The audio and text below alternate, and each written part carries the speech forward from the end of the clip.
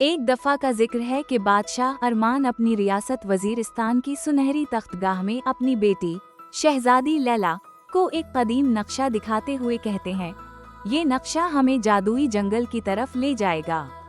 वहाँ एक ताज है जो हमारी रियासत के लिए खुशहाली और जादू वापस ला सकता है, लेकिन उसे हासिल करना आसान नहीं होगा। लैला की आंखों में तजस्सुस भरा होता है। रात की तारीकी में शहजादी लैला अपने महल से छपकर निकलती है। इसका साथ देने के लिए नौजवान सिपाही जैन तैयार खड़ा है। दोनों एक चमकते सितारों की राह पर चलते हैं जो इन्हें जादुई जंगल की तरफ ले जा रही है। जब वो जंगल में दाखिल होते हैं तो रोशनी बिखेरते हुए पौधे और मुड़े हुए दरख्त उनका इस्तकबाल करते हैं। रास्ते में एक छोटी सी परी चमकती हुई परों के साथ नमूदार होती है और इन्हें रोककर कहती है, ये जंगल इंसानों के लिए नहीं है। लैला की आंखें फूलों की रोशनी में जगमगा रही होती हैं। एक बेवकामत जिन अचानक सायों से निकलकर सामने आता है। इसकी शुला जैसी आंखें माहौल को खौफजदा कर देती हैं।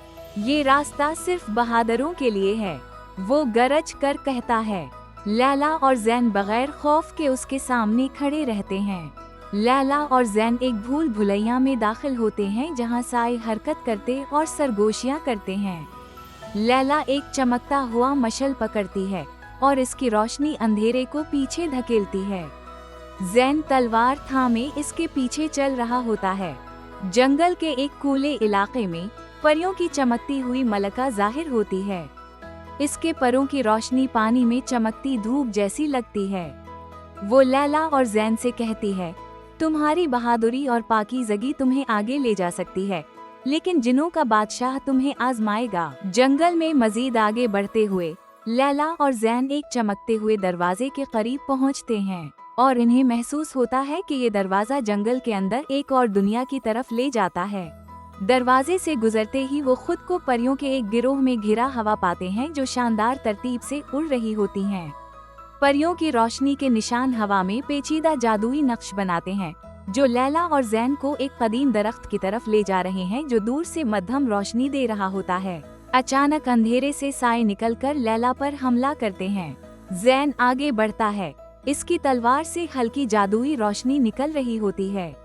वो बहादुरी से लैला को सायों से बचाता है। कदीम दरख्त तक पहुंचने पर लैला उसके खोखले तने में एक जादुई किताब पाती है। किताब के सफ़हात कदीम अलामात से जगमगाते हैं और जादुई ताज के राजों को जाहिर करते हैं। किताब ये भी खबरदार करती है कि जिन्नों के बादशाह के साथ आखिरी जंग होगी जो उनकी यकजहती और बहादुरी को आजमाएगा। आखिरकार वो जिन्नों के बादशाह के महल में पहुंचते हैं जो सियाह पत्थर के तख्त पर बैठा होता है। बादशाह लैला को खजाने की पेशकश करता है, लेकिन वो इनकार कर देती है। अचानक जिन्नों का बादशाह तारीकी के तूफान से हमला करता है। लैला का जादुई ताज गैर मामूली रोशनी से चमकता है जो उसे और जैन को बचाता है।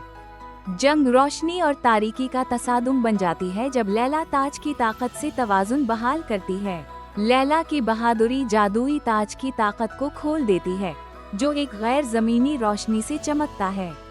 जिन्नों का बादशाह झुककर कहता है, तुम ही जायज मलका हो। फतह के बाद लैला और जैन जंगल के वस्त में एक छुपा हुआ आबिशार दरियाफ्त करते हैं। परियां धुंध में नाच रही होती हैं और जादुई जानवर नदी से पानी पीने आते हैं। जंगल जिंदा मालूम होता है। लैला और जैन जादुई ताज के साथ वजीरिस्तान वापस आते हैं। अवाम खुशी से चीख रहे हैं और बादशाह अरमान अपनी बेटी को गले लगाकर फख्र के आंसू बहाते हैं। जादुई ताज की बदौलत वजीरिस्तान खुशहाली और जादू से भरपूर एक शानदार रियासत बन जाती है। लैला तख्त पर बैठती है, इसके चेहरे पर सुकून और एतमाद होता है। लैला तख्त पर बैठती है और जादुई ताज सल्तनत में अमन और खुशहाली वापस लाता है। पूरा इलाका रोशनी से जगमगा उठता है और सल्तनत एक नई शान व शौकत के साथ उभर आती है।